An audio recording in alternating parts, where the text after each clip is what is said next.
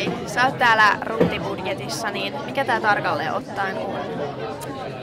No Ruuti-budjetti on niin kuin nuorten oma budjetti.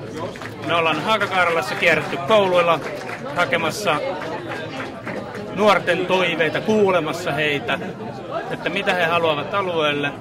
Sen jälkeen on pidetty paja, missä sitten osa nuorista on tullut ja rakentanut tämmöisen hienon taulun, mikä meillä on tuossa esillä. Ja siellä sitten voidaan äänestää koululla sitten myöhemmin, mikä me tehtiin pari viikkoa sitten, niin käytiin koululla kysymässä oppilaita, mitä te haluatte, ne äänesti. Ja sitten siellä tuossa taulussa on vielä sitten tulokset, että mitä nuoret meidän alueella haluaa oikeasti, että tulee tapahtumaan. Mikä siellä on, että nuoret on eniten halunnut?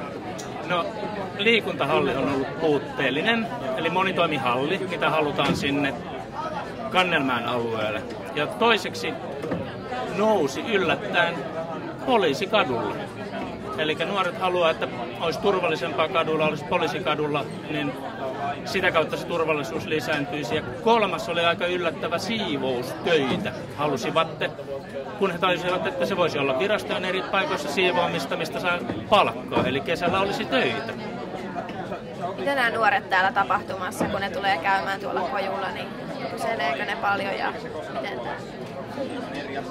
Täytyy myöntää, että yllättävän aktiivista ja monipuolista kyselyä tulee.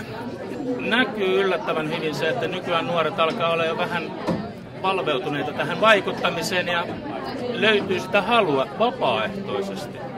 Koska pisteelle ei ole pakko pysähtyä, niin siitä osa menee ohi, mutta yllättävää kyllä siihen pysähdytään. Käydään kovia keskusteluja ja se on erittäin hienoa. Kiitos.